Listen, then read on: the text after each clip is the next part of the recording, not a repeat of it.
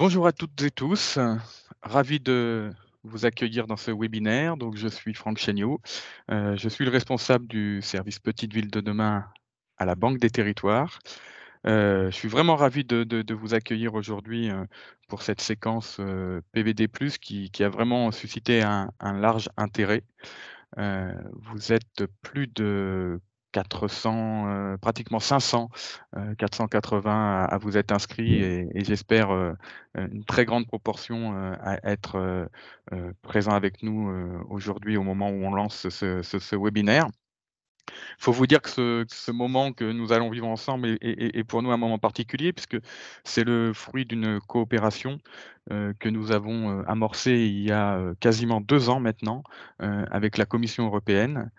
Nous avions, notamment, signé, l'accord de partenariat qui a permis, tout cela, au moment du salon des maires en novembre 2022 de l'année dernière. Donc c'était le directeur de la Banque des Territoires, Olivier Sichel et la représentante de la Commission européenne en France qui avait officialisé cet accord et donc on a passé les derniers mois, à savoir, tout le début de l'année 2023, à finaliser, la conception et la construction, du dispositif, que nous allons vous présenter, aujourd'hui, qui a démarré, à bas bruit, histoire de se roder un peu, et qui est maintenant, officialisé et qui va vous être, donc présenté et ouvert à toutes vos demandes.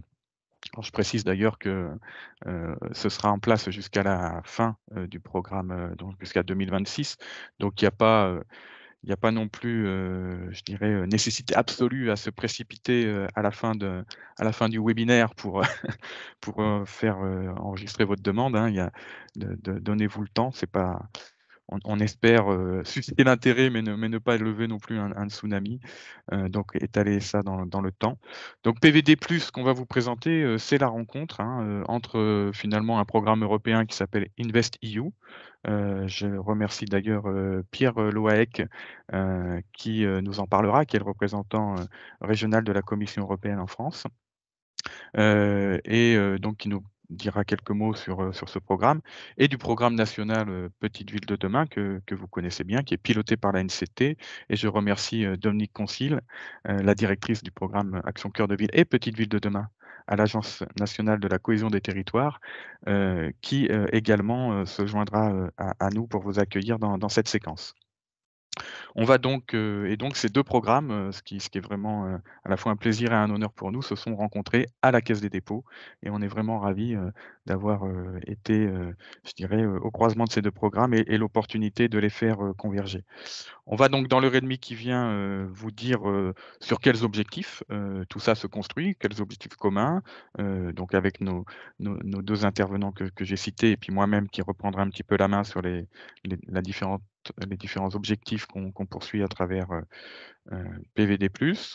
Ensuite, on aura le plaisir, d'avoir 2 élus que je remercie, très chaleureusement, 2 Jean-Michel en plus. Jean-Michel Perret, le maire de Saint-Hilaire-de-Bretema et Jean-Michel Morer, le maire de Trilleport, qui, nous partageront, aussi leur vision des besoins, hein. Pourquoi eux, ils ont été, particulièrement intéressés à PVD+ et ce qu'ils en attendent. On les remercie. On n'est pas à un stade où on est, je dirais en mesure de vous donner vraiment un retour d'expérience, mais déjà, un premier témoignage sur, les besoins et les attentes qui s'expriment, vers PVD+ et vraiment je les remercie de prendre le temps de cette contribution. Et donc, une fois qu'on aura eu l'expression des élus sur les besoins qu'ils nous adressent, on verra avec vous, les outils, que nous avons déployés. Donc c'est Marie-Charlotte Cornet dans mon équipe qui vraiment, est pleinement investie sur ce programme, depuis ces 2 dernières années et qui a battu un travail monstrueux pour arriver jusqu'à aujourd'hui. Donc je la remercie, très, très sincèrement et très chaleureusement. Elle vous présentera donc, les outils qui ont été conçus, pour vous accompagner. Et puis, nous aurons aussi le cabinet Technopolis qui vous dira, comment finalement on peut mobiliser ces outils et comment bien les utiliser. Et enfin, on essaiera de garder, un petit quart d'heure, pour, répondre, à vos questions que vous ne pouvez pas poser oralement pour des raisons de praticité, vous le comprendrez bien étant donné le nombre de participants, mais donc qui seront, posées par écrit. Et Rachel notre apprenti qui nous a rejoint récemment, se chargera de les réceptionner et de nous les transmettre pour que nous puissions organiser cette séquence de réponses. Je reprécise également que tout ce webinaire est enregistré, donc il y aura moyen de le retrouver et que toutes les slides que nous vous présenterons seront, diffusées, à la suite, de nos échanges, dans quelque temps. Voilà, donc je ne serai pas plus long sur ce mot d'accueil, pour, essayer de donner le bon exemple en matière de gestion du timing qui est très serré comme à chaque fois et je donne la parole donc au représentant de la Commission européenne, monsieur Pierre Loec. Bonjour à tous, est-ce que vous m'entendez bien? Très bien. Très bien. Merci Franck, merci à la Banque des Territoires pour cette invitation et l'opportunité de dire quelques mots. Je resterai bref parce que Ouvrez votre l'esprit... micro, monsieur Loaec. Oui? Vous m'entendez? Est-ce que vous m'entendez? Tout va bien, on vous entend. D'accord. Donc, j'essaierai d'être assez bref, simplement quelques mots pour rappeler pourquoi la Commission européenne a décidé d'investir dans ce programme et tout le bien qu'on en pense, évidemment.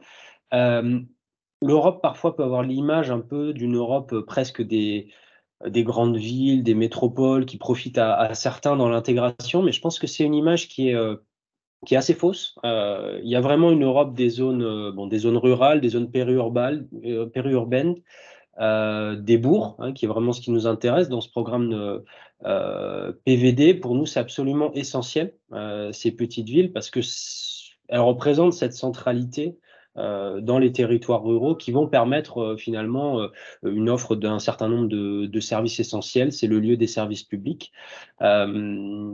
L'Europe y est très attachée. Alors c'est quelque chose qu'on a essayé d'expliquer peut-être aussi un petit peu mieux en 2021 à travers notre vision pour les zones rurales à horizon 2040, qui est un peu le pendant au niveau européen, si vous voulez, de l'agenda rural français. On a bien sûr des programmes de financement aussi directs européens. Alors pour ceux qui connaissent, il y a du FEDER, il y a du FEADER, il y a du FSE. Je ne vais pas rentrer dans les détails, mais tout ça, c'est de l'argent européen qui directement peut irriguer les territoires ruraux pour un certain nombre d'actions. On a aussi mis en place, et là, c'est plus directement mon équipe, des services en France. C'est la Commission européenne est représentée en France, à Paris et à Marseille. À Marseille, on a mis en place un service, si vous voulez, pour les collectivités locales qu'on a appelé l'Europe des communes, qui vise à parler un peu d'Europe de manière très concrète, des politiques européennes, des financements européens qui sont disponibles, et à parler notamment aux plus petites communes. Parce qu'on se rend compte que les régions sont bien équipées pour comprendre l'Europe, etc., s'en saisir, certains départements, mais dès qu'on va à la maille communale interco, c'est un peu plus difficile. Donc on a un effort de communication. Si vous ne connaissez pas nos activités, je vous invite à taper Europe des communes dans votre moteur de recherche préféré, à suivre un petit peu nos actions. Une fois qu'on a dit ça, on se rend compte quand même que dans un très grand nombre de cas, ce qui va manquer pour les plus petites communes, ça reste la capacité à identifier ces financements, à aller les chercher, à déposer les projets, à monter vraiment les projets. Et c'est là qu'un programme comme PVD+, est absolument essentiel.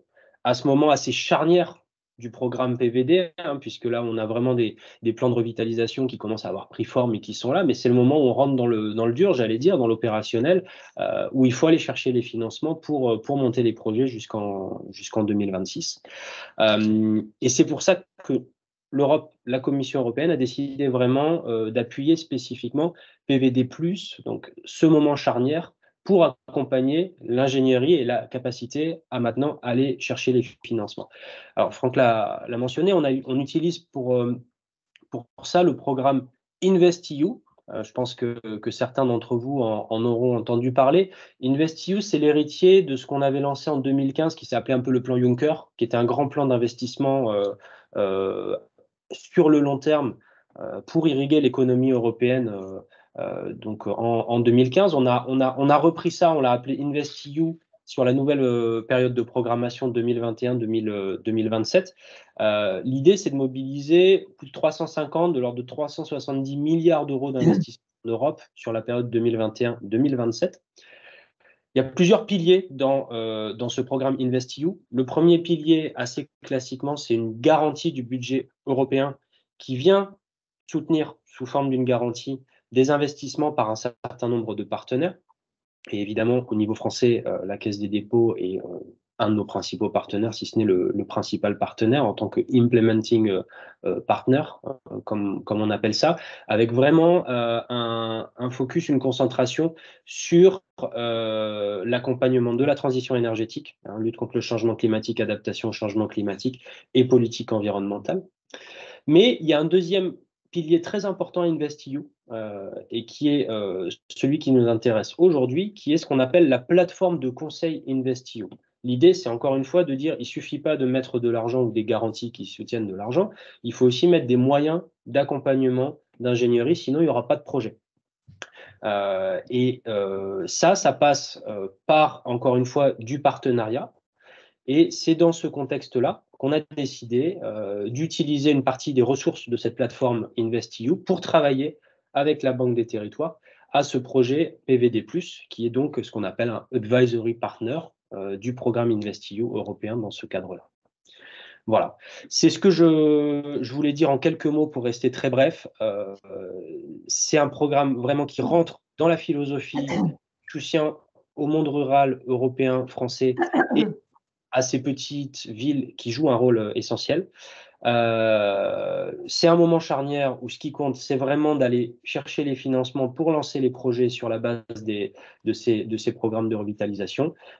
Et on est très heureux de pouvoir utiliser donc, cette plateforme InvestEU pour soutenir très concrètement la Banque des Territoires dans les prochaines années. Merci. Merci beaucoup. Je précise d'ailleurs que vous avez préparé un support plus complet dont vous avez bien voulu vous priver pour garder le timing. Merci beaucoup, mais qui sera diffusé aux participants pour la suite. Bon, je pense que l'ingénierie vraiment comme levier d'accès au financement, c'est quelque chose qui nous parle à tous. Mais je vais laisser la parole à Dominique Concile pour nous dire comment elle voit ça depuis la direction du programme Petite Ville de demain. Merci beaucoup Franck. Bonjour à tous, mesdames et messieurs les maires, mesdames et messieurs les chefs de projet, mesdames et messieurs les représentants des services de l'État. Donc, Dominique Concile, je suis la directrice des programmes Petite Ville de demain, mais aussi Action Cœur de Ville au sein de l'Agence nationale de la cohésion des territoires. Donc, ce programme Petite Ville de demain, vous le savez, est un programme qui est encore récent puisqu'il a été créé en 2020. Mais nous avons désormais plus de 1600 communes qui sont accompagnées dans le cadre de ce programme Petite Ville de demain et plus de 900 chefs de projet mobilisés aux côtés des élus pour les aider à progresser dans leur projet de territoire. Il faut redire peut-être que ce programme, quand il a été créé, son objectif essentiel, vous le savez, c'était bien d'améliorer tout simplement la qualité de vie des habitants dans nos petites communes, des communes qui ont été identifiées parce qu'elles exerçaient des fonctions de centralité sur leur territoire souvent rural, des fonctions de centralité pour toute la population qui vit aux alentours, mais des communes qui avaient aussi certaines fragilités socio-économiques qui étaient repérées. Donc, plus de 1600 communes aujourd'hui inscrites dans ce programme. Il faut souligner tout de suite que si ce programme a pu être mis en place, c'est grâce à l'appui de nos partenaires, bien sûr la Banque des Territoires qui est un financeur important des projets des communes Petites Villes de demain, mais également l'ANA, l'Agence nationale d'amélioration de l'habitat, et bien sûr aussi le CEREMA, donc 3 partenaires essentiels qui financent ce programme aux côtés des services de l'État. Mais il faut aussi indiquer que de nombreux autres partenaires sont mobilisés pour faire vivre ce programme et je pense notamment à l'appui important qui est apporté par l'association Petites Villes de France, l'association d'élus qui est très attentive et très mobilisée pour mettre en œuvre ce programme et faciliter sa réussite. Sur le programme Petite Ville de demain, ce qu'il faut souligner aussi, c'est que un principe auquel nous tenons beaucoup au sein de l'Agence nationale de la cohésion des territoires, c'est que ce n'est pas un programme descendant, c'est bien un programme qui s'appuie sur les projets de territoire qui sont portés par les élus des petites villes de demain. C'est un aspect essentiel de ce programme que nous partageons d'ailleurs avec le programme Action Cœur de Ville. Donc, on part des projets de territoire des maires et c'est bien cette stratégie de territoire qui a dû être confirmé ou élaboré dans le cadre du programme Petite Ville de demain, qui permet ensuite d'identifier les actions qui vont pouvoir être menées sur le territoire de la commune. Alors, un point essentiel aussi de ce programme, c'est le soutien en ingénierie. J'ai cité les 900 chefs de projet qui travaillent aux côtés des élus, des 900 chefs de projet financés par l'État, mais aussi par la Banque des territoires et par l'ANA, des financements conséquents puisque les postes sont financés à 75%, des financements conséquents. Et il faut aussi ajouter que depuis le début du programme en 2020, de nombreuses prestations d'ingénierie sont venues apporter également un soutien aux élus pour élaborer et confirmer leur projet de territoire. Donc, des financements importants au titre de chef de projet, une forte mobilisation de nos partenaires aux côtés des services de l'État, tout ça pour travailler avec les élus à mettre en œuvre leur projet de territoire. Et je crois qu'on peut dire que depuis le début du programme, nous avons noté un effet déjà très significatif puisque nous en sommes à plus de 1100 conventions cadres qui ont été signées dans les petites villes de demain. Vous savez qu'il y avait d'abord une convention d'adhésion, puis une convention cadre qui devait être signée. D'ici la fin de l'année, la très grande majorité de nos petites villes de demain auront signé leur convention cadre. Donc, on note au niveau national une très bonne dynamique autour de ce programme Petite Ville de demain. On peut aussi indiquer que depuis le début du programme, encore jeune, c'est déjà plus de 1,350 milliard d'euros qui ont été mobilisés pour mettre en œuvre des actions dans nos petites villes de demain, sur les 3 milliards qui sont prévus sur toute la durée du programme. Et vous le savez, c'est un programme qui se poursuit jusqu'en 2026. C'est aussi un point essentiel, je crois, qu'il faut souligner. Nous avons désormais un programme qui s'inscrit dans la durée, ce qui permet de donner de la visibilité aux élus. C'est important sur toute la durée de leur mandat. Et la durée du programme a été calée sur la durée des mandats des maires. Donc déjà, plus de 1,350 milliard d'euros mobilisés. On peut aussi dire qu'on a déjà 743 conventions d'ORT, les opérations de revitalisation du territoire, qui ont été signées, ce qui montre quand même une dynamique importante. Je pourrais aussi citer le nombre de logements rénovés, plus de 35 000 logements rénovés, et puis on a plus de 1050 France Service dans nos petites villes de demain. Mais je ne veux pas vous abreuver de trop de chiffres, seulement peut-être souligner le retour que nous avons des services déconcentrés et des préfets de la mise en œuvre de ce programme, puisque en mai 2023, la ministre Dominique Faure a écrit aux préfets pour leur demander de nous transmettre une note présentant les points forts et peut-être les difficultés du programme. Alors, ce retour des préfets qui est très important pour nous, puisque les préfets sont les délégués territoriaux de l'agence et nous nous appuyons beaucoup sur les services déconcentrés qui sont là sur le terrain pour vous aider, pour accompagner les élus et pour faire que ce programme obtienne de bons résultats. Ce que nous ont dit les préfets suite à cette circulaire, c'est que le chef de projet, c'est vraiment une innovation majeure du programme Petite Ville de demain, puisque pour la première fois, on a pu financer des postes sur un nombre important de communes. Le chef de projet, c'est vraiment un dispositif qui est pleinement plébiscité par les services déconcentrés et aussi par les élus, puisque c'est ce qui va permettre aux élus d'avancer dans leur projet de territoire. Ce qui est aussi mis en avant, c'est l'intérêt de l'animation nationale et locale qui est mise en œuvre, puisque vous savez qu'il y a un club Petite Ville de demain qui permet d'organiser de nombreuses animations locales, départementales, régionales. Ça permet aussi d'organiser, par exemple, la saison thématique sur le logement qui a démarré en septembre 2023 et qui se poursuit sur ce dernier trimestre 2023. J'en profite peut-être pour vous dire quelques mots sur l'atelier. Une minute de conclusion, Dominique. Une minute de conclusion pour vous dire, merci Franck de me rappeler, atelier in situ qui aura lieu à Joinville en Haute-Marne les 7 et 8 novembre. Il reste quelques places pour s'inscrire. Ce sera une rencontre qui va permettre aux élus et chefs de projet d'échanger et de rencontrer des experts, surtout sur les problématiques du logement. Voilà, donc je conclus en disant que ce programme désormais est bien installé. Il a permis de répondre aux attentes des élus. C'est une excellente dynamique. Il faut désormais amplifier en passant à la phase opérationnelle, d'où l'intérêt de l'offre de services qui nous est présentée aujourd'hui avec la Banque de territoire, avec l'appui des fonds européens. Et donc, je me réjouis vraiment de la mise en œuvre de ce nouvel outil, ce nouveau levier que va constituer PVD+. Merci à tous. Merci beaucoup Dominique. Désolé d'être un peu le gardien du temps, mais c'est important pour qu'on ait le temps des échanges et que tout le monde puisse aussi passer ses messages.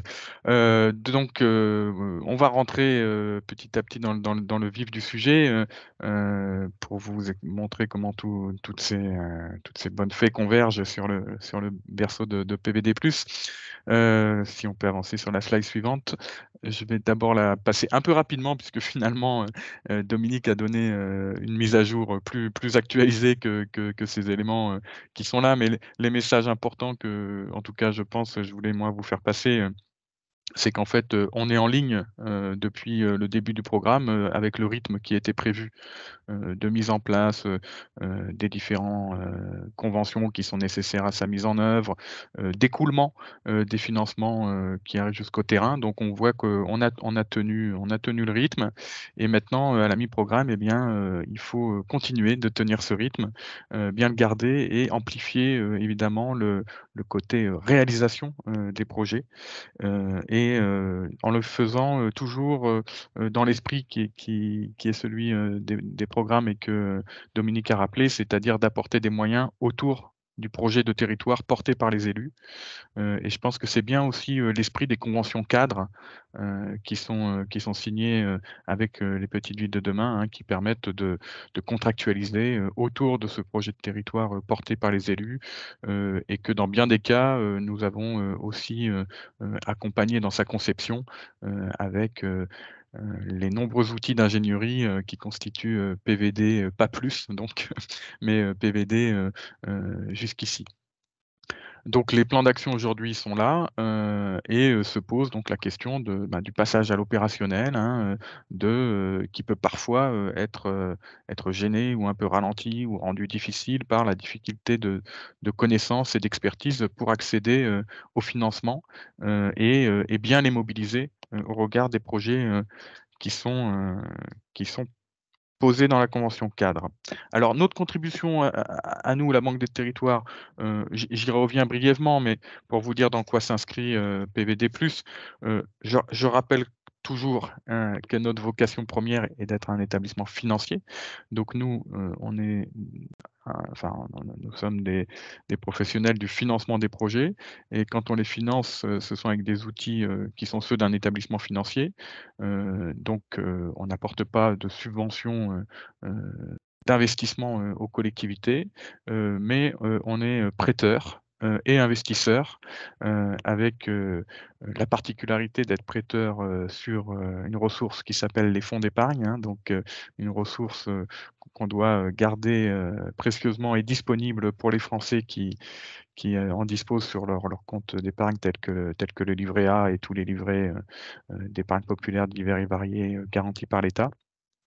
Donc on a des conditions de prêt qui sont aussi discutées et négociées avec l'État qui nous autorisent à prêter sur ces enveloppes pour tel ou tel aspect de soutien à une politique publique. Le grand volume étant du côté du financement du logement social, mais il y a une part non négligeable de ces enveloppes financières spécifiques qui peuvent aller vers les collectivités locales avec un outil spécifique aux petites villes de demain qui est le PRU-PVD, qui est le prêt de renouvellement urbain dans les petites villes. Donc il y a un outil qui a la particularité d'être assez large par rapport aux autres types de prêts qu'on a, puisqu'il peut financer aussi bien des acteurs publics que des acteurs privés sur des objets assez larges en excluant tout de même simplement la promotion, enfin le logement privé, euh, mais qui permet donc des financements d'un spectre assez large de projets à partir du moment où ils sont localisés dans le périmètre de l'ORT, hein, la fameuse ORT de la petite ville de demain.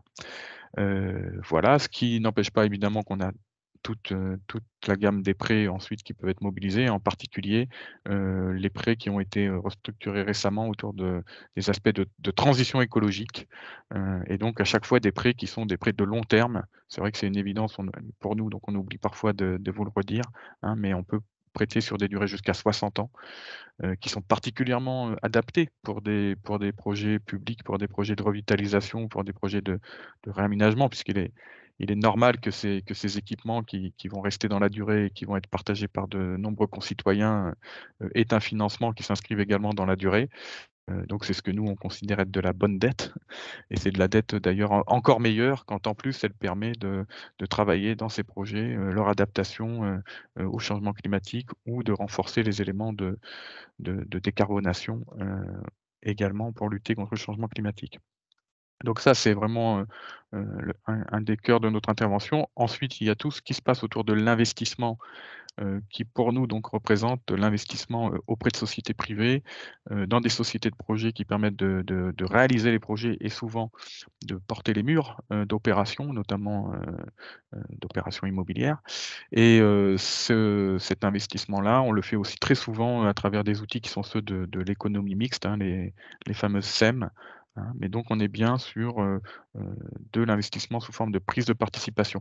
J'insiste un petit peu sur ces deux leviers parce que la culture des collectivités est bien plus souvent d'avoir recours à la subvention, et on peut le comprendre, mais ce sont aussi des denrées rares que les subventions publiques, et la bonne articulation des différentes formes de financement, en se posant les bonnes questions, de savoir si on peut dégager du loyer qui permet de rentabiliser une partie des choses, ou si on a une perspective d'étalement du remboursement sur des durées plus longues. Enfin voilà, c'est peut-être des questions qui ne sont pas toujours réflexes dans les collectivités, mais qui méritent vraiment d'être posées pour utiliser, je dirais, l'argent subventionnel à bon escient, là où vraiment on peut pas faire autrement. Et puis, donc pour faire je dirais tout ce travail, amont, d'élaboration des projets et de bonne sécurisation, des opérations, eh bien on a décidé d'accompagner massivement le programme Petites Villes de demain, hein, avec une enveloppe de 200 millions initialement et de 5 millions qu'on a donc obtenu de la Commission européenne pour venir renforcer l'ingénierie des petites villes de demain, leur permettre d'élaborer ces projets et d'aller chercher les financements qui permettent de les réaliser. On finance les chefs de projet, on finance par différents canaux les études, les ingénieries sous maîtrise d'ouvrage des collectivités. On a le fameux dispositif de marché à bon de commande, donc qui permet de faire intervenir des consultants, des task force, en prenant en charge à 100% leurs interventions. Et c'est sur cette modalité-là que s'inscrit PVD+. On vous dira le détail juste après. Et puis on a une enveloppe aussi sur des expérimentations ou des approbations nationales qu'on peut mobiliser, mais dont je précise d'emblée qu'elle a été déjà fortement mobilisée dans le cadre du plan de relance, hein, puisque c'est ce qui nous a permis de déployer les mesures de soutien au commerce, et donc ce volet-là est déjà très largement engagé. Voilà, d'ailleurs, on est globalement très largement engagé, comme on le disait, hein, c'est largement plus de la moitié de ces enveloppes qui sont aujourd'hui engagées, et les fonds sont disponibles sur le terrain. Je vais passer un peu rapidement sur cette slide puisqu'on a eu l'apport du représentant de la Commission européenne. Juste pour vous rappeler que dans le cadre d'InvestEU, il y a un certain nombre d'instruments financiers de la de la Banque des Territoires, dont le PRU, qui sont en discussion pour être inscrits dans cette dynamique-là. Alors tout n'est pas encore complètement calé, donc j'en dirai pas tellement plus. Mais en tout cas, on a bien ce pied-là aussi, je dirais, dans la place InvestEU, hein, qui est aussi pour nous un outil de garantie d'un certain nombre de nos instruments financiers, y compris de ceux qu'on déploie dans les petites villes de demain. Et donc, on s'inscrit bien dans la plateforme de conseil d'InvestEU. Alors, nos objectifs à travers PVD+, alors, on est vraiment dans ce moment où on souhaite engager le passage et accompagner le passage à l'opérationnel des projets des petites villes. Et pour cela, on cible un renforcement, donc vous voyez de notre action, sur les ingénieries, qu'on dit, techniques et financières. L'idée étant vraiment d'aider les petites villes à bien identifier les sources de financement, qu'elles peuvent mobiliser sur leurs projets et en particulier, les financements qui sont, je dirais, tagués, fléchés ou conditionnés, à des critères de transition, écologique et énergétique. Alors, au moment où on a réfléchi ça, c'était, sans doute peut-être un peu émergent. C'était peut-être une partie des financements, mais je crois que de plus en plus, ça va être l'intégralité, des financements ou en tout cas une palette de plus en plus large, qui vont, finalement être soumis à des conditionnalités, environnementales. Heu, donc on va sans doute avoir de plus en plus voilà, d'interventions de cette nature. On a calibré 450 missions, donc c'est une volumétrie importante. Encore une fois, je le disais, pas la peine de se précipiter, dès demain matin, sur la plateforme qu'on vous annoncera parce que ça va évidemment créer un engorgement qu'on aura du mal à traiter, mais voilà, prenez le temps de bien digérer tout ça et puis d'inscrire dans la durée, vos projets.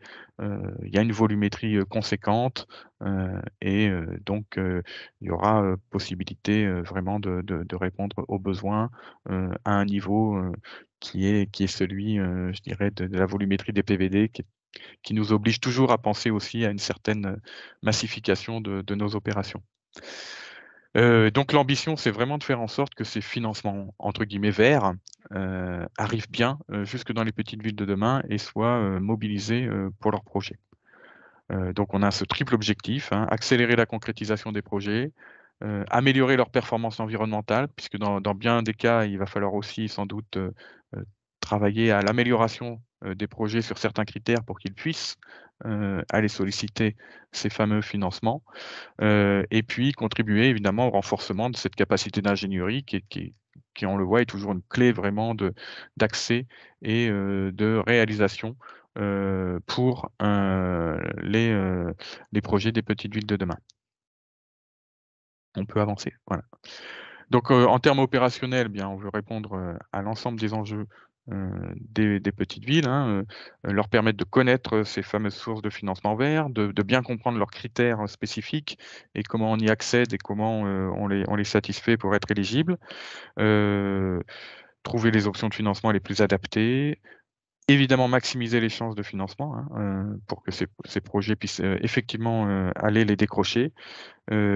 On ira jusqu'à, dans certains cas, la constitution, du dossier quand les projets sont complexes, quand ils sont près de de de comment dire? De rechercher leur financement, on pourra parfois aller jusque-là et puis, ben, l'idée, c'est aussi, évidemment de permettre la montée en compétences de tous les agents sur le terrain, sur cette, notion de financement vers, des projets et quand je dis financement vert, donc ça inclut évidemment une large part des financements européens, mais pas que. Ça inclut aussi une partie des nôtres, mais pas que et on est bien dans une logique, d'une approche financière globale, heu, qui n'est pas, heu, qui n'est pas que de la recherche de subventions, même si, bien entendu, ça reste, un levier déterminant, de la faisabilité et de la concrétisation des projets. Voilà, rapidement, en espérant avoir maîtrisé le timing,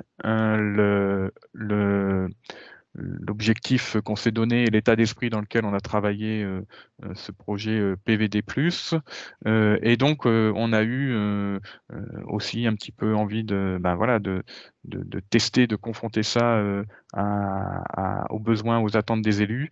Et donc, on a deux premiers témoins qui ont bien voulu justement nous faire le retour de leurs attentes et de leurs premiers échanges sur PVD+. Hein. Tout ça est tout frais, donc évidemment, c'est pas un retour de résultat ou un retour d'expérience. Hein. C'est vraiment voilà, comment les premiers besoins, les premières demandes se sont exprimées et comment on a commencé à y répondre.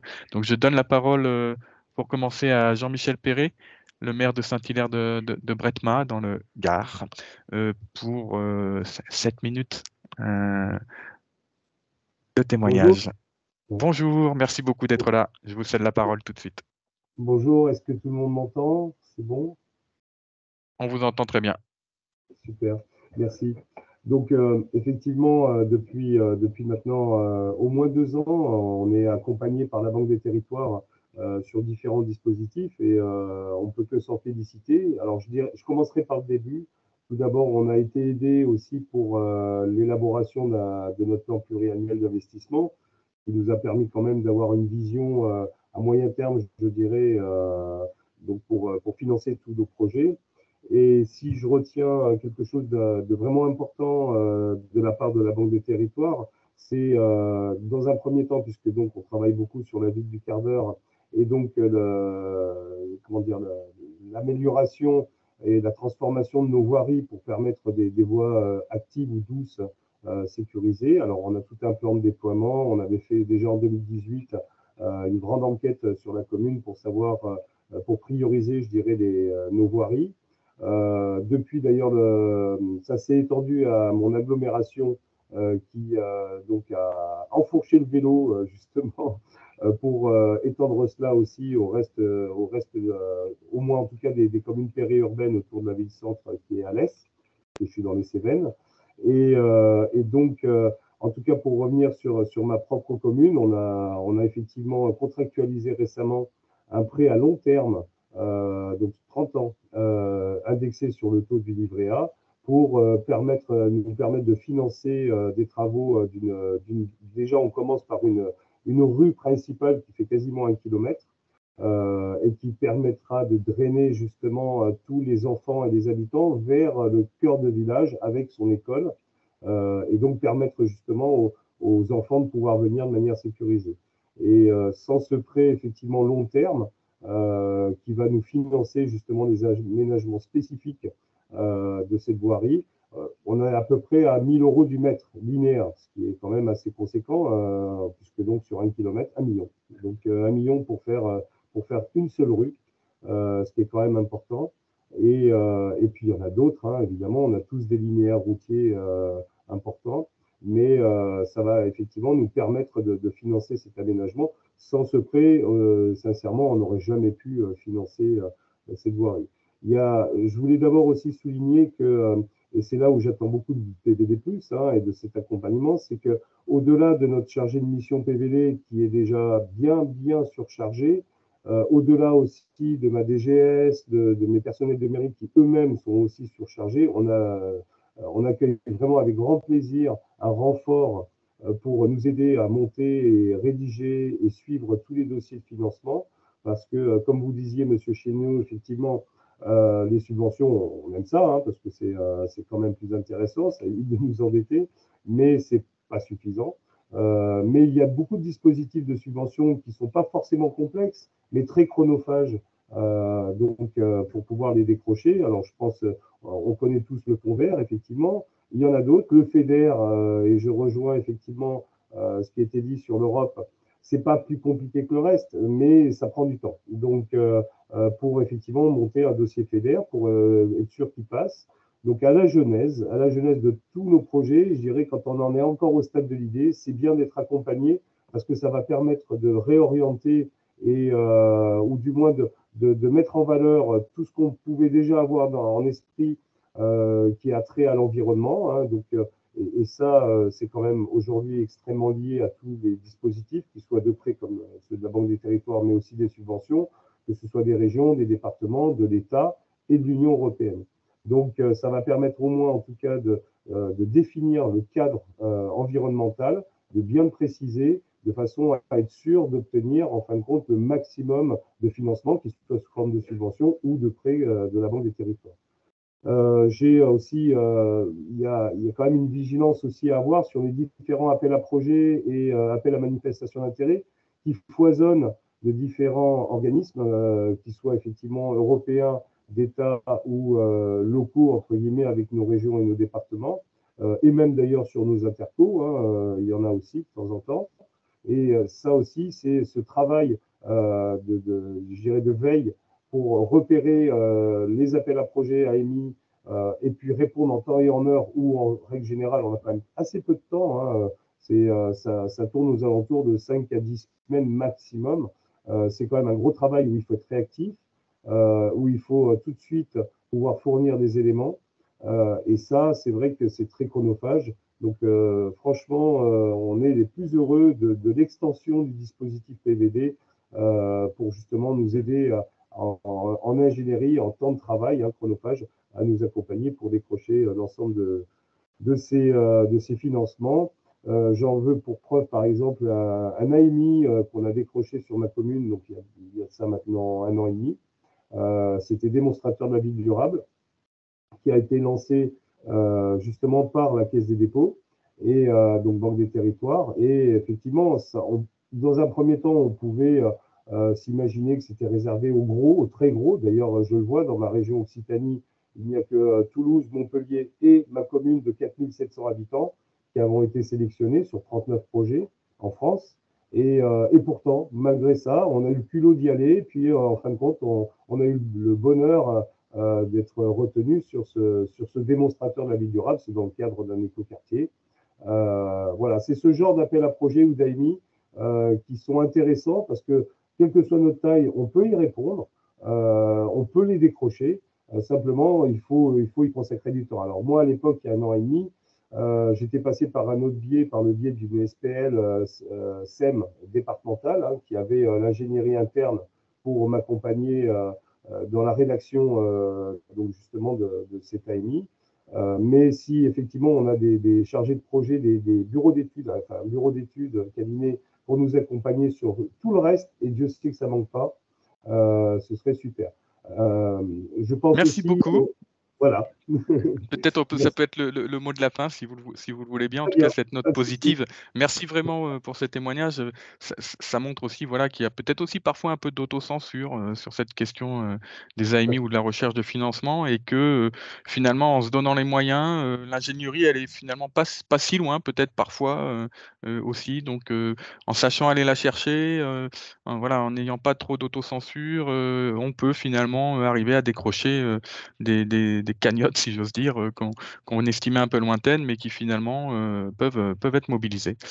Merci beaucoup pour ce témoignage. Donc on passe la parole à un autre Jean-Michel Morer, le maire de Trilleport en Seine-et-Marne, qui va se livrer au même exercice, et on l'en remercie très chaleureusement.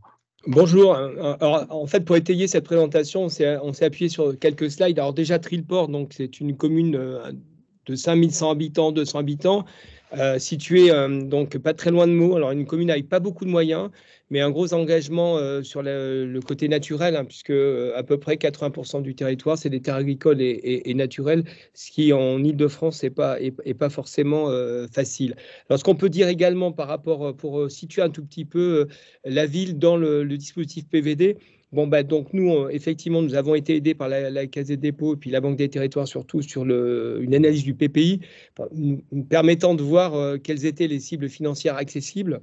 Nous sommes accompagnés par le bureau d'études Espelia, qui nous permet quand même d'avoir une ingénierie conseil très appréciable, travaille sur l'attractivité du centre-ville. On a lancé pas mal d'actions sur le commerce de proximité, notamment au niveau numérique. Et nous avons signé notre convention en 2023. Voilà à peu près où nous en sommes, avec quand même une étude préopérationnelle habitat qui est en voie de finalisation via l'ANA.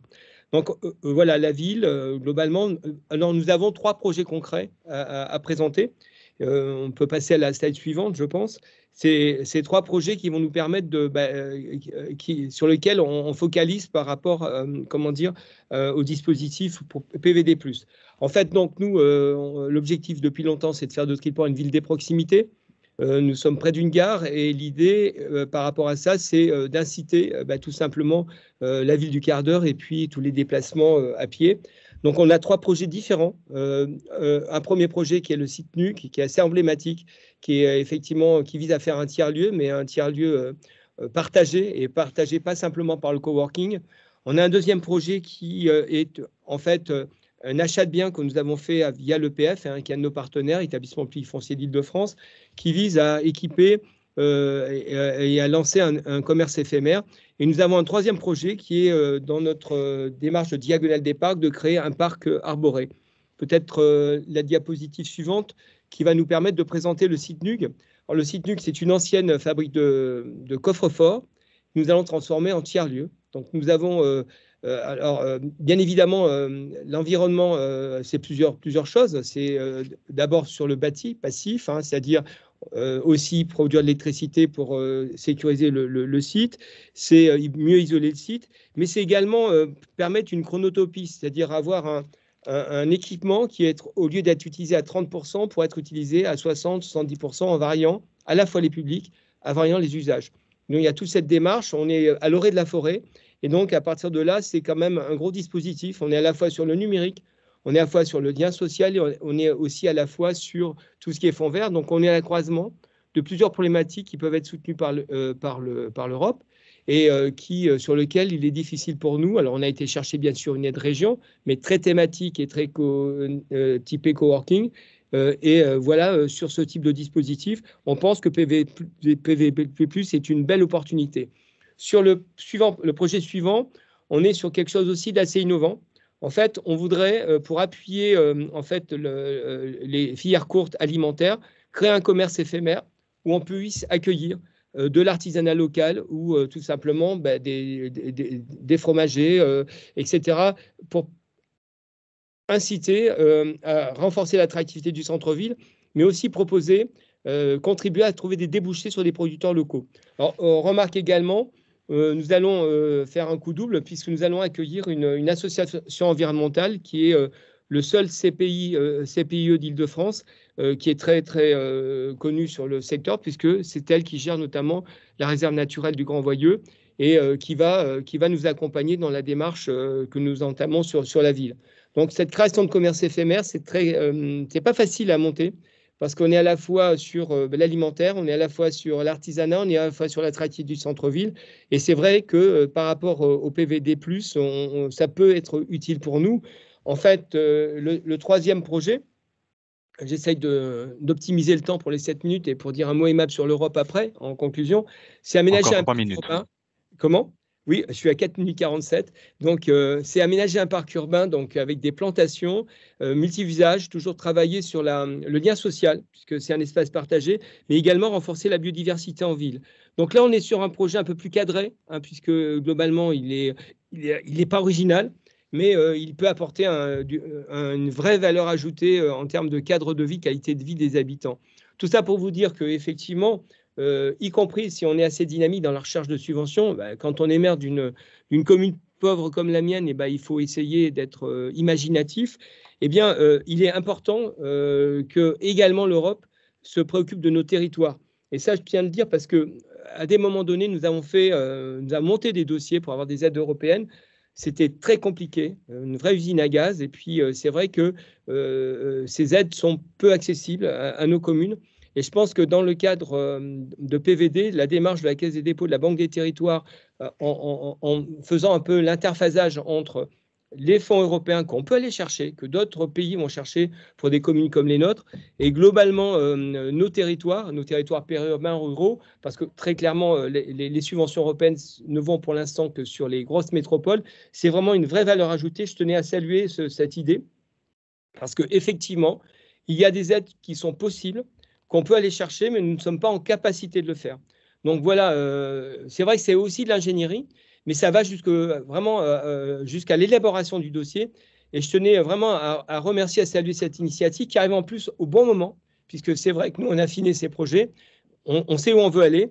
Maintenant, il faut avoir les moyens pour y aller. Alors, effectivement, on s'est rapproché de la région, partenaire, on va dire, naturel, de l'État, où c'est un peu plus difficile pour avoir certaines subventions, etc., accompagnement financier, que ce soit très clair.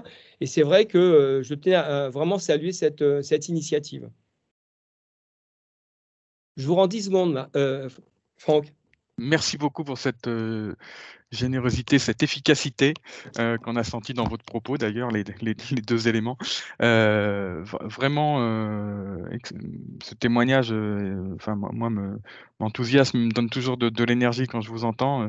On a vraiment l'illustration de cette notion de projet de territoire, voilà, qui se construit autour des élus et du projet global qui mixe vraiment différents aspects et qui, bien entendu, intègre toutes ces questions de traitement des espaces publics, mais se limite pas à cela, loin s'en faut.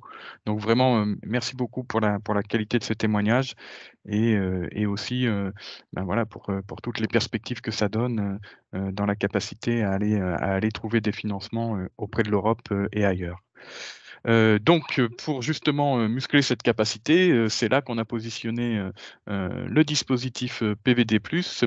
Et je vais donc laisser celle qui a tant travaillé pour le concevoir, l'organiser et le mettre en place, Marie-Charlotte Cornet, vous dire ce qu'en est le contenu. À toi, Marie-Charlotte. Merci. Alors, je reviens. Hop là, voilà. Donc effectivement, on va rentrer un petit peu dans le vif, enfin de plus en plus dans le vif du sujet et pour illustrer, vous l'avez enfin pour rebondir sur les propos de Jean-Michel Maurer qui commençait déjà à bien cibler ses besoins PVD+. Voici, cette slide vous précise en fait le contenu de ce dispositif PVD+, sachant que pour répondre à des questions qui sont déjà survenues dans le fil de conversation, il s'agit bien d'un appui en ingénierie, donc de prestation de services et non pas de financement de postes dédiés. Donc PVD+ s'articule autour de 7 prestations qui peuvent être mobilisées de manière cumulée ou non, selon la nature des projets et de vos besoins. Donc, il y a vraiment une étape très importante d'analyse de vos projets, d'analyse de vos besoins que Christina nous décrira tout à l'heure. Au regard de vos projets, de vos besoins, 7 types de prestations d'accompagnement peuvent vous être proposées. La première consiste en une revue de vos projets, de votre programme d'action qui figure dans vos conventions cadres. L'idée étant de qualifier vos projets au regard des sources de financement potentielles, d'identifier les projets à plus fort potentiel et d'identifier justement les besoins d'accompagnement complémentaires éventuels sur certains projets. Donc, cette revue de projet peut être effectuée sur l'ensemble de votre programme d'action ou sur un nombre plus ou moins ciblé d'actions de votre programme d'action. La deuxième prestation constitue vraiment le cœur de réacteur de PVD+, puisque cela consiste en une analyse technique et financière d'un nombre ciblé de projets. L'objectif étant de faire converger les caractéristiques de vos projets aux critères des financeurs. Donc, ça va constituer en une analyse des caractéristiques techniques et financières de vos projets au regard des critères des financeurs préidentifiés et à effectuer des recommandations pour maximiser vos chances de financement. À titre d'exemple, si vous avez des projets de requalification d'espace public, on va par exemple regarder si tous les aspects de mobilité douce, de renaturation, de traitement d'îlots de chaleur ont été traités et sous quelle forme au regard des sources de financement qui auront été identifiées. Donc, c'est une prestation qui va vraiment s'adresser à un nombre ciblé de projets, ce qui correspond à vos projets les plus structurants, les plus prioritaires, les plus matures. Pour vraiment, l'idée, c'est de les faire évoluer, d'améliorer leur niveau d'ambition et de performance environnementale pour, je le redis, pour les distinguer finalement des autres projets et maximiser vos chances de financement. C'est valable aussi, notamment dans le cadre des appels à projets où on est dans une logique de distinction. La troisième prestation va consister à une rédaction des dossiers de demande de financement. Ça parle à tout le monde, je ne reviendrai pas en détail. La quatrième prestation consiste en un accompagnement continu de la phase de structuration financière et du tour de table financier. Donc là, c'est pour certains projets pour lesquels vous n'avez pas réussi à boucler totalement le plan de financement, peut-être parce que justement leur positionnement n'est pas encore tout à fait clair. Donc on va vous aider à structurer votre discours stratégique, à formuler un argumentaire pour aller mobiliser des financeurs. La cinquième prestation consiste en une expertise et une contre-expertise des business plans ou du modèle économique, et un appui au modèle économique de vos projets au regard toujours des exigences, sous l'angle financier cette fois-ci, des guichets identifiés. Et les deux dernières prestations s'inscrivent dans une logique de montée en compétences des collectivités, de vos services, pour justement vous former, vous sensibiliser sur des questions de financement vert et identifier un petit peu les conditions de succès et de réplicabilité des projets qui ont bénéficié de ces financements. Voilà un petit peu le panorama des 7 types d'accompagnement en ingénierie, je le reprécise, possible au titre de PVD+. Alors, par qui vont être réalisés? Par une task force qui a été constituée, qui est constituée de consultants spécialisés que nous avons recrutés dans le cadre d'un marché dédié. Ce sera un marché à bon de commande, un MABC, comme le veut le jargon, pour répondre aux questions qui ont été également posées dans le fil. Mais c'est un MABC dédié PVD+, donc une task force autour de 5 équipes, EY, FCL, Gérer la Cité, Spelia, Access Développement, Grant Thornton, qui seront mobilisés autour de l'eau géographique. Et parallèlement, nous avons sollicité également une équipe qui va vraiment nous appuyer tout au long de ce dispositif PVD+.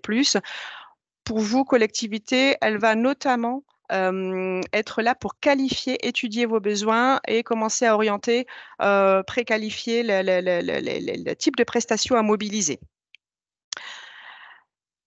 Un dernier mot sur les critères d'éligibilité à l'offre PVD+, autour de quatre grands critères, bien évidemment. Alors, c'est une offre dédiée aux villes et aux EPCI, labellisés Petites Villes de demain. Les projets doivent s'inscrire dans les secteurs éligibles au règlement d'InvestEU qui vous sont précisés dans les différents guides. On vous donnera les liens en fin de présentation. Secteur très vaste. Grosso modo, vous n'avez pas de souci à vous faire. Bon, bien évidemment, il y a quelques secteurs exclus, notamment la défense et l'exploitation minière. Je pense que ça concerne peu de vos projets inscrits à vos plans d'action. Mais c'est important de le rappeler, puisque, encore une fois, on est sur du cofinancement européen, dans un programme européen. Troisième critère d'éligibilité, les projets doivent être inscrits au plan d'action de votre convention cadre. Donc ça, c'est important. Il ne doit pas pour autant être forcément dans le périmètre ORT. À partir du moment où il figure à votre plan d'action, ils peuvent être regardés. Et bien évidemment, on regardera s'il y a la cohérence d'ensemble. Mais c'est vraiment cette inscription à votre plan d'action de votre convention cadre qui est un critère d'éligibilité très important. Et le dernier critère d'éligibilité, c'est qu'effectivement, les projets doivent être susceptibles de mobiliser les financements verts, que ce soit des subventions ou des instruments financiers, comme Franck le rappelait tout à l'heure. C'est-à-dire qu'il faut que vous ayez la volonté de voir peut-être votre projet évoluer pour renforcer en tout cas son niveau d'ambition environnementale et mieux répondre aux critères d'accès au financement vert. Voilà, donc j'ai un petit peu brossé le contenu de ce dispositif PVD+, et je vais laisser la parole à Cristina Valles-Cuevas, qui est responsable de l'équipe chez Technopolis qui nous accompagne. Voilà, on est vraiment une grosse équipe projet et on fait corps avec cette équipe de Technopolis pour mettre en œuvre ce dispositif. Cristina qui va nous expliquer un petit peu le process de dépôt de demande et de déclenchement des missions. Je vais te laisser la parole quand tu veux. Merci Marie-Charlotte. Donc, je prends la suite pour vous expliquer, maintenant que vous avez pris connaissance de ces différentes prestations, comment vous y prendre concrètement pour solliciter l'aide du dispositif PVD+. Donc pour cela, si on peut passer à la slide suivante, on a mis en place une plateforme dédiée, donc accessible sur Internet à l'adresse qui est indiquée ici, pour recueillir vos sollicitations. Donc une fois sur cette plateforme, vous devrez tout d'abord vous enregistrer pour qu'ensuite votre dossier soit enregistré sous le nom de votre commune ou de votre EPCI. Et ensuite répondre au formulaire de sollicitation, qui est un formulaire assez détaillé, qui pose énormément de questions, mais qui permet de bien cerner votre besoin. Donc ça, j'y reviendrai juste après. Et ensuite, vous pouvez également, sur cette plateforme, déposer des documents qui pourraient nous aider à bien comprendre votre besoin et ensuite à le qualifier pour définir des prestations qui seraient les plus à même de répondre à vos besoins. Et bien sûr, une fois que toutes ces informations sont saisies, il faut bien valider votre sollicitation. Et pour mémoire, vous pouvez réaliser cette saisie en plusieurs fois, puisque le système, une fois que vous êtes enregistré, permet d'enregistrer au fur et à mesure vos saisies avant l'envoi final de votre formulaire. Voilà, sur la slide suivante, on voit un petit extrait je crois que c'était juste avant, voilà, de cette plateforme qui va vous demander des renseignements dans 4 catégories. La première, ce sont des données de contact, tout simplement, nom, prénom, chef de projet, contact mail, etc. Deuxième entrée, ce sont des données qui correspondent à votre plan d'action d'une façon générale sur les thématiques qui sont traitées dans ce plan d'action. Ensuite, on va passer à des questions beaucoup plus précises sur les actions qui concernent votre demande. Donc là, je ne reviendrai pas sur ce que Marie-Charlotte a déjà décrit concernant les prestations possibles, mais comme elle l'a indiqué, ces prestations peuvent concerner une liste de projets très précise et il faudrait vraiment, et j'insiste, dans ce formulaire, expliciter vraiment ces projets qui, parmi l'ensemble de vos fiches actions, font l'objet de votre demande. Donc, c'est-à-dire, si vous ciblez des demandes sur des actions assez matures et pour lesquelles vous êtes en finalisation de dossiers de demande de subvention pour lesquels vous avez besoin d'une aide pour aller pour le dernier pas vers cette demande d'aide financière, ou bien si vous êtes plus en amont et que vous avez plusieurs projets encore sur lesquels vous ne savez pas exactement vers quel financeur vous tournez. Donc là, on vous demande de bien lister ces différents projets et indiquer à quel degré de maturité ils se trouve et par rapport à quel type de prestation vous pourriez demander donc un appui de PVD+. Une fois que vous avez entré toutes ces informations et validé votre formulaire de sollicitation, il y aura un délai donc pour nous de traitement de la demande et une réponse vous sera faite par email dans un délai d'1 mois maximum, avec peut-être un délai un petit peu plus long dans les premiers mois, donc maintenant, à partir de maintenant, puisqu'on pourrait avoir beaucoup de demandes à traiter. Sur la slide suivante, là, on souhaitait vous expliquer un petit peu ce qui se passe une fois que votre formulaire de sollicitation a été soumis. Donc, avec mon équipe, on a d'abord un premier temps d'analyse de ce formulaire pour qualifier votre besoin. Donc, mettre au regard les indications données dans votre formulaire avec les prestations qui peuvent être sollicitées. Une fois qu'on a qualifié, nous transmettons l'information à la Banque des Territoires qui va saisir donc un des prestataires de la task force. Et ensemble, nous allons organiser une réunion de cadrage, donc avec vous, nous-mêmes, l'équipe de Technopolis et donc le bureau d'études qui sera assigné à cette mission pour travailler ensemble sur la qualification, pour voir s'il y a peut-être des ajustements à faire sur la liste des prestations qui sera ensuite formalisée dans le cadre d'un bon de commande. Et ensuite, dernière étape, donc la réalisation de cette mission d'assistance technique. Ensuite, sur la slide suivante, On a voulu préciser ce qui se passe ensuite, une fois que les prestations sont lancées.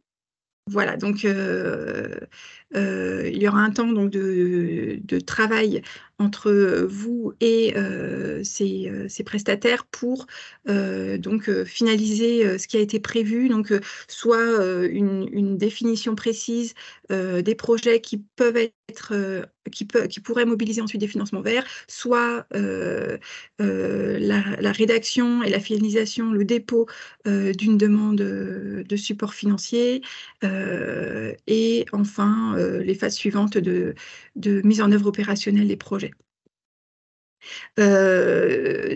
Un point important, nous allons vous solliciter à plusieurs étapes donc de la réalisation de cette assistance technique. La première, ce sera donc au tout début donc pour le cadrage, comme je l'ai dit déjà, et ensuite à la toute fin pour que vous formalisiez une validation de service fait, donc qui nous permet de valider la finalisation de la prestation. Suite à cela, on vous sollicitera encore, et cela dans le cadre du reporting qui doit être fait auprès de la Commission européenne qui finance le dispositif. Et ces sollicitations interviendront à 2 moments. Le premier, juste après l'achèvement de la mission, avec l'envoi d'une enquête de satisfaction pour recueillir votre avis sur la prestation qui aura été fournie. Et deuxième sollicitation, 1 an après l'achèvement de la mission, on vous enverra un questionnaire pour savoir où vous en êtes dans la réalisation des projets et surtout vis-à-vis des financements récoltés, savoir quelles ressources vous avez pu mobiliser et sur quel montant. Voilà pour le détail des actions à mener.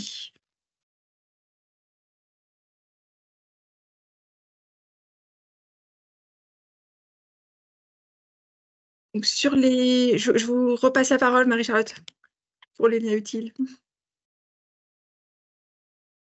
Eh bien, pour les liens utiles, on vous les a mis ici, vous les avez sous les yeux. Donc, vous avez évidemment l'accès à la plateforme de dépôt des demandes.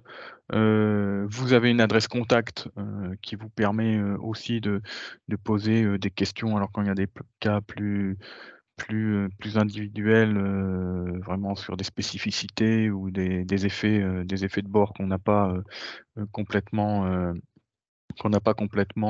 anticipé. Donc voilà, on a essayé d'être très, très, très exhaustif et vraiment d'envisager tous les cas, mais il y a forcément dans la réalité des éléments qui sont toujours un peu borderline. Donc l'adresse contact est là pour vous permettre de les exprimer. Et puis on a bien sûr l'excellent guide PVD+, hein, donc qui vous redonne vraiment toutes les étapes, toutes les questions qu'on a pu aussi anticiper sur le sujet et qui vous permet de vraiment d'avoir un document de référence que vous pouvez avoir sur le coin du bureau pour chaque fois que vous vous dites: «Ah oui, au fait PVD+, comment je pourrais, est-ce que ça pourrait être sollicité dans tel ou tel cas?» Ben voilà, vous pouvez vous y référer. N'hésitez pas à le télécharger.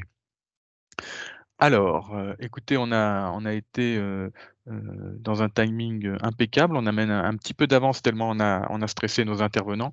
Alors je les remercie vraiment d'avoir parfaitement joué le jeu. On va essayer de se livrer maintenant à l'exercice redoutable de répondre à vos questions en direct. Alors, vous les avez posées par écrit, merci beaucoup. Rachel a traité tout ça en direct et je leur remercie, et a essayé un peu de regrouper les questions, ou en tout cas de relever celles qui étaient les plus récurrentes.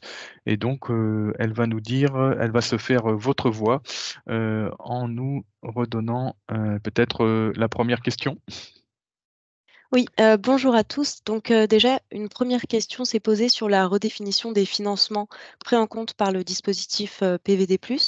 Donc plusieurs spectateurs se demandent si les fonds PVD+ pourront être utilisés dans le cadre de questions concernant l'aménagement de centres-bourgs, la réqualification d'entrées de ville ou encore les actions portant sur la culture et enfin aussi sur la question des projets de rénovation énergétique.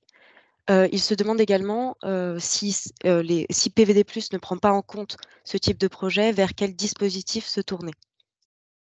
Alors sur la dernière partie de la question, ce sera évidemment un peu délicat d'y répondre comme ça pour tout le monde et dans l'absolu, puisque, les orientations dépendent vraiment de chaque projet.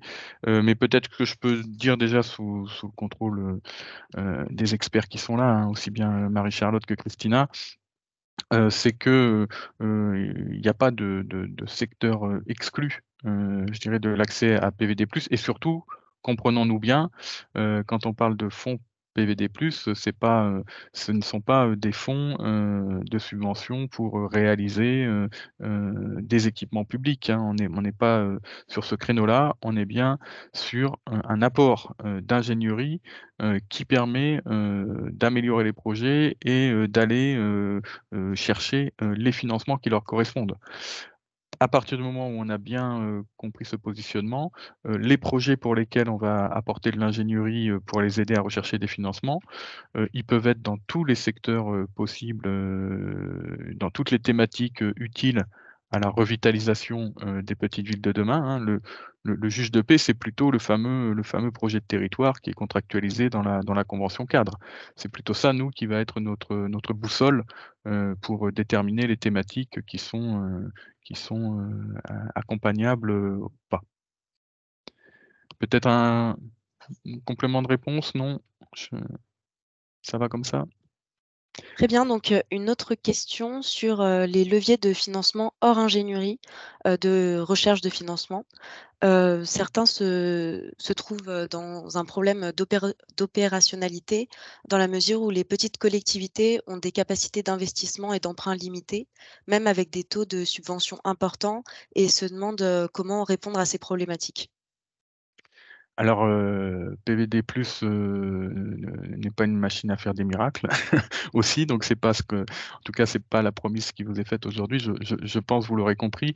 Hem Sur ces questions-là, bon, faut vraiment, alors d'abord, je pense qu'il faut se rappeler les 2 témoignages qu'on a eus, qui nous montrent quand même à quel point, quand les projets, sont inscrits dans un projet global de territoire, quand il y a une optimisation du recours, à l'ingénierie extérieure, qu'on est capable de s'inscrire dans des PPI, des plans pluriannuels d'investissement, et que, on priorise bien les projets, eh bien, on arrive à faire les montages financiers qui permettent de les réaliser. Donc je pense que si une collectivité a dans son plan d'action, des quantités de projets qui excèdent sa capacité de financement, il faut vraiment se réinterroger sur les priorités, qui sont les siennes et sur, les outils. Est-ce que vraiment on a bien optimisé, finalement le recours, aux différents instruments financiers? Et je pense que je dirais les seules réponses, à construire peuvent être dans ces 2 axes-là. Très bien, donc une autre question maintenant sur, le degré de prise en charge, de PVD+. Un spectateur se demande si, il y a une gratuité pour les communes de moins de 3 500 habitants, comme pour le MABC de l'ANCT. Donc voilà, sur les Alors le questions. le là, pour le coup, la prestation est intégralement prise en charge par la Commission européenne. Ce sont les fonds européens qui payent à 100 la prestation, quelle que soit la taille de la commune, ou de l'intercommunalité qui la sollicite.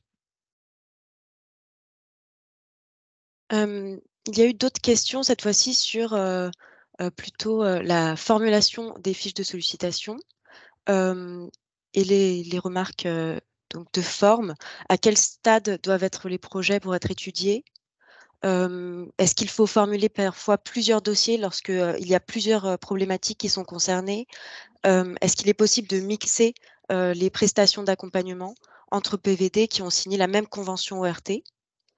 Enfin, toujours à propos des conventions ORT, est-ce que si une commune non PVD a signé avec une commune PVD une convention ORT, est-ce qu'elle peut elle aussi bénéficier de l'offre PVD+? Alors là, on est vraiment sur le cas limite. Mais peut-être pour la batterie de questions précédentes, je vais demander à Christina, si elle est toujours là, d'apporter les éclaircissements. Elle a disparu, Christina, ou elle est toujours avec nous? Pardon, j'ai pas la vision sur. Sinon, c'est Marie-Charlotte peut-être qui pourra donner les premiers éléments. Est-ce que vous m'entendez? Oui, merci Christina. Oui, très bien. Oui, je peux répondre sur la question relative aux différentes prestations. Ah, on a un petit. Si vous avez des projets qui sont à des stades de maturité différents.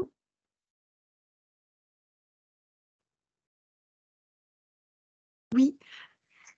Donc, je disais, si vous avez des projets à des stades de maturité différents, on peut tout à fait le prendre en compte dans une seule et même mission avec des prestations différentes.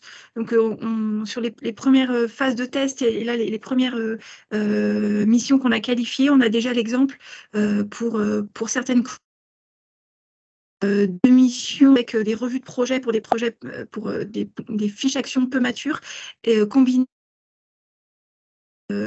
des montages de dossiers de demande de subvention pour d'autres projets, d'autres fiches d'actions qui étaient à une phase beaucoup plus avancée de recherche de financement. Alors, on t'entend pas très bien, Christina, parce que ça coupe beaucoup. Je vais essayer de reformuler ce que tu as dit. En tout cas, l'intérêt de ce dispositif PVD+, c'est de pouvoir cumuler et combiner plusieurs prestations qui peuvent s'inscrire, qui peuvent correspondre à des besoins différents selon les types de projets et selon les types de porteurs aussi.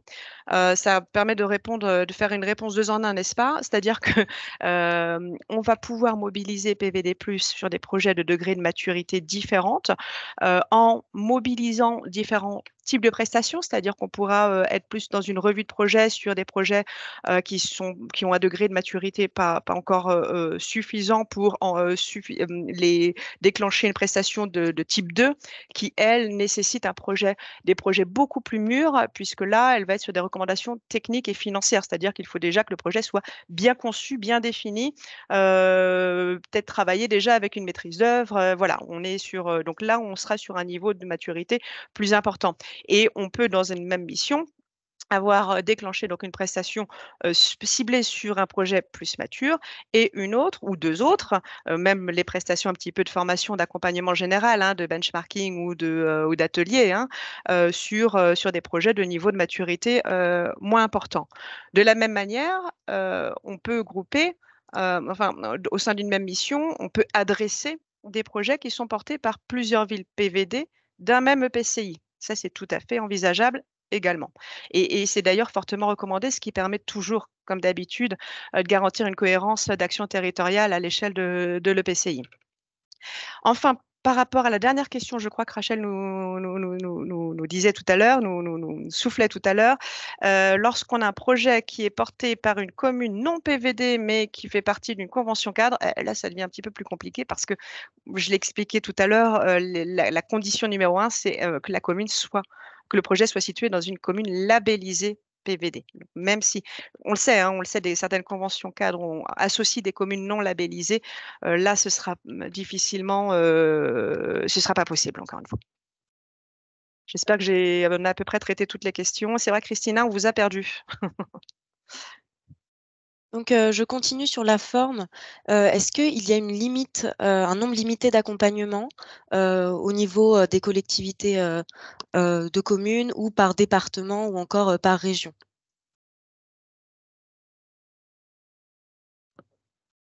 Alors, on peut répondre non, hein, effectivement. On n'a pas programmé de répartition territoriale. On est vraiment dans une logique de réponse aux besoins.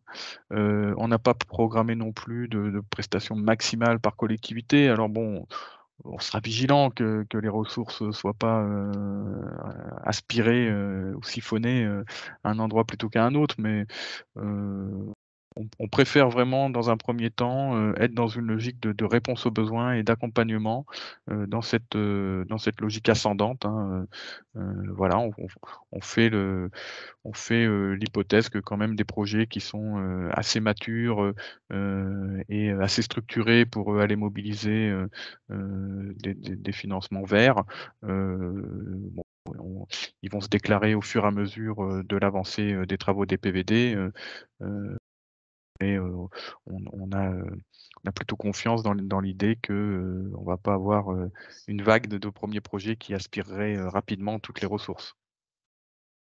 Donc on n'a pas mis de plafond pour l'instant.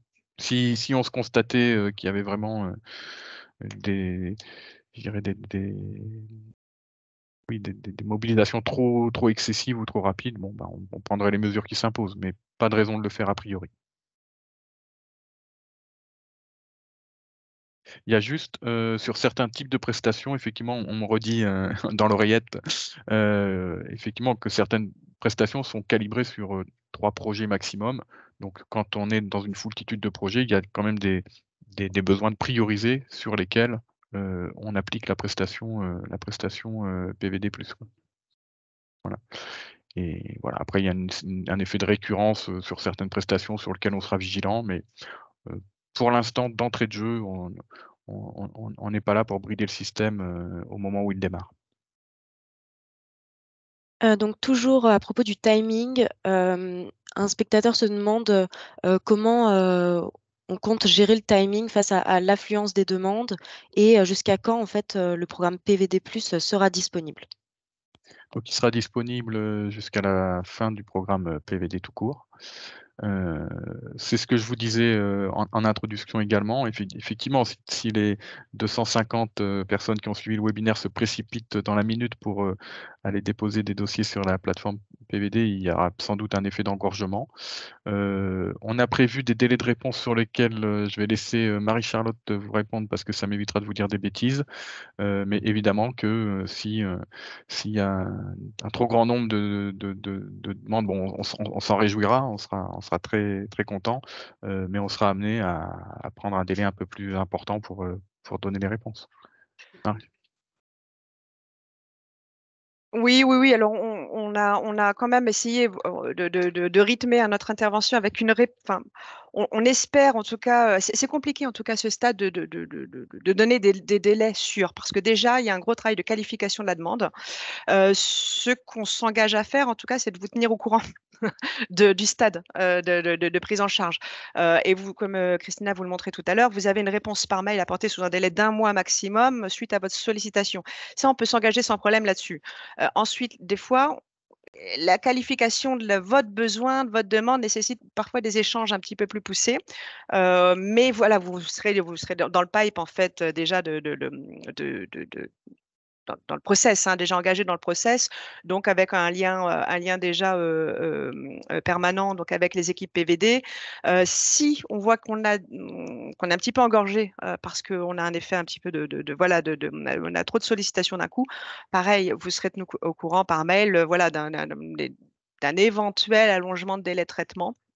Mais voilà, on a des outils de monitoring qui nous permettent de vous tenir au courant, des différentes étapes. Donc je vais revenir, sur les prestations, parce que des questions arrivent, sur par exemple, les prestations, sur, le volet formation, des chefs de projet. Est-ce que, il y en a? Et aussi, des prestations qui concerneraient les maisons de santé?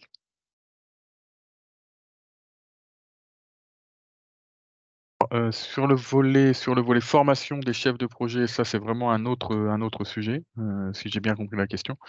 C'est vraiment, au sein du club PVD notamment qui est, animé par la NCT qu'il va falloir, chercher des réponses, mais PVD+ n'est pas un outil de ce type-là. L'autre point, tu peux me le redire, Rachel, parce qu'il m'a échappé entre-temps? Les maisons de santé. Les Les maisons maisons de de santé, santé. les maisons de santé, Eh est-ce ben, que c'est pris en compte dans PVD+, en fait? même réponse que pour la culture, que pour, enfin, on est vraiment sur les projets, qui peuvent aller chercher, du financement vert, qui peuvent, donc les maisons de santé, il faudrait qu'on comprenne bien, en quoi en quoi ce projet-là peut éventuellement être éligible à du financement vert, ou est-ce qu'il a vraiment une volonté d'embarquer des critères environnementaux particuliers? Parce que les maisons de santé, c'est quelque chose qui relève d'une autre politique spécifique. Voilà. Et je me permets d'intervenir Vas-y, pour vas-y, bien rappeler sûr. que par ailleurs, PVD+ s'articule en plus de notre marché à bon de commande générique. Donc parfois, il est possible, et ça fait partie du process, hein, du cas de figure classique, où certaines de vos demandes, de vos sollicitations vous seront renvoyées sur une prise en charge classique, un accompagnement classique, via notre marché à bon de commande ou nos cofinancements, pour répondre à votre besoin, parce qu'on voit que l'effet levier de PVD+ n'est pas adapté, parce que pour une question de maturité, d'objet, voilà. Donc cette phase de qualification va servir également à ça. Alors a priori, on regarde large, on ouvre large, mais voilà, travail de qualification assez fin pour voir s'il y a vraiment un effet levier attendu de PVD+, ou si on est encore sur la structuration de moyens, l'étude de faisabilité, et on va réorienter sur l'ingénierie classique, ce qu'on appelle l'ingénierie générique. Voilà, je rebondis d'ailleurs en répondant à une question que j'ai vue passer tout à l'heure sur l'articulation avec les AMP. Alors les AMP, tout le monde ne sait pas forcément ce que c'est, mais c'est des missions particulières qu'on a mis en place auprès d'un certain nombre de territoires PVD, un peu moins d'un tiers, hein, ceux qui nous paraissaient peut-être avoir besoin de plus de renforcement, et qui apporte une assistance au management de projet, donc une assistance à la fois, je dirais en méthode, en appui, en outillage et en expertise auprès des chefs de projet qui en bénéficient. Et donc il y avait une question qui demandait est-ce que PVD+, c'est une espèce d'AMP plus spécifique ou plus renforcée? Alors, je dirais, c'est quand même différent, hein. On a toutes nos modalités d'intervention précédentes continuent d'être mobilisables, et PVD+, c'est vraiment pour apporter quelque chose de plus spécifique, vraiment ciblé sur la recherche de financement, avec la dimension aller décrocher les financements verts, et avec le conseil technique sur les projets pour les améliorer dans l'optique d'aller chercher ces financements verts. Donc on est vraiment sur quelque chose qui est renforcé, qui est spécifique, et en plus avec l'aspect aller jusqu'à la rédaction parfois des dossiers pour déposer les demandes, qui est vraiment plus poussé que tout ce qu'on a proposé jusqu'ici, hein. Donc on est vraiment sur quelque chose de spécifique et de complémentaire à l'existant. Et donc pour ceux qui ont la chance d'avoir une AMP, je leur rappelle enfin voilà, ils sont peu nombreux à en bénéficier. En tout cas, c'est pas le cas général, et que donc ils ont vraiment aussi à optimiser et à bien utiliser cette ressource qui leur est mise à disposition. Donc, il reste 3 minutes, donc je vais cibler sur quelques questions. Est-ce que les projets prévus dans le cadre d'annexe de la convention cadre sont bien pris en compte?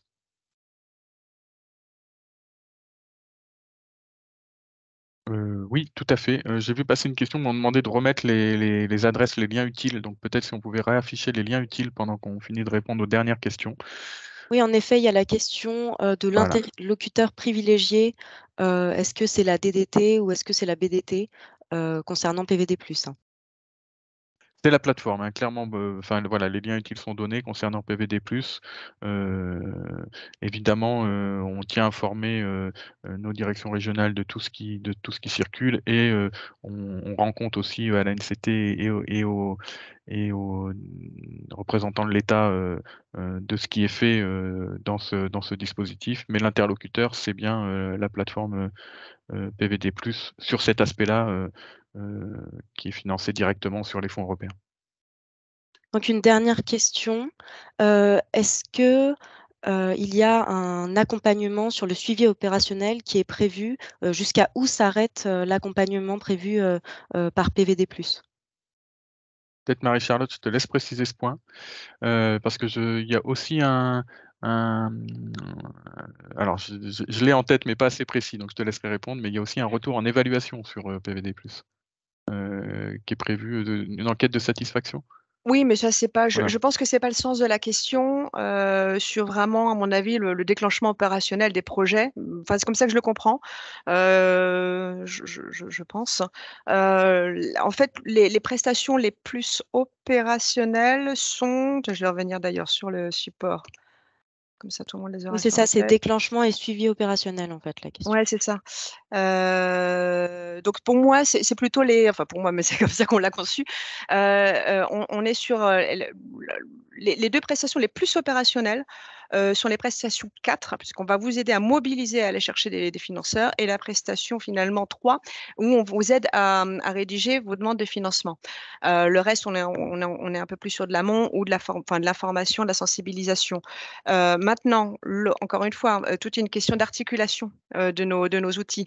Beaucoup de chefs de projet, vous êtes nombreux chez les chefs de projet à nous dire on a besoin un petit peu maintenant d'aide, d'appui pour passer à l'opérationnel. Je rappelle que via la Banque des Territoires, nous pouvons cofinancer toutes les missions d'AMO classiquement. Encore une fois, PVD+ va être ciblé encore une fois sur la recherche de financement vert, le passage à niveau en termes d'exigence environnementale de vos projets pour vous distinguer, pour qu'ils se distinguent et maximiser leurs chances de financement. Maintenant, sur la conduite, une fois le lancement et la conduite de vos projets, on rebascule sur des outils d'ingénierie classiques. Je parle de ceux qu'on connaît, à savoir ceux de la Banque des Territoires. Donc là, ce sera du cofinancement de missions d'AMO, pour répondre de manière très directe à la question, me semble-t-il. Et il est 31, je pense que c'est peut-être le mot de la fin, Franck. C'est exactement le mot de la fin. Il ne nous reste plus qu'à vous remercier pour votre attention, pour vos questions, à vous redire que l'enregistrement donc sera disponible, qu'on vous diffusera toutes les slides qui ont été diffusées et même celles qui n'ont pas été diffusées puisque le représentant de la Commission européenne nous en a fait passer quelques-unes. On remercie encore très chaleureusement et très sincèrement tous nos intervenants qui ont fait vivre ce moment PVD+. Et donc maintenant, ben voilà, le dispositif est lancé et on est prêt à œuvrer pour accompagner la réalisation de vos projets. Merci beaucoup. À bientôt. Au revoir.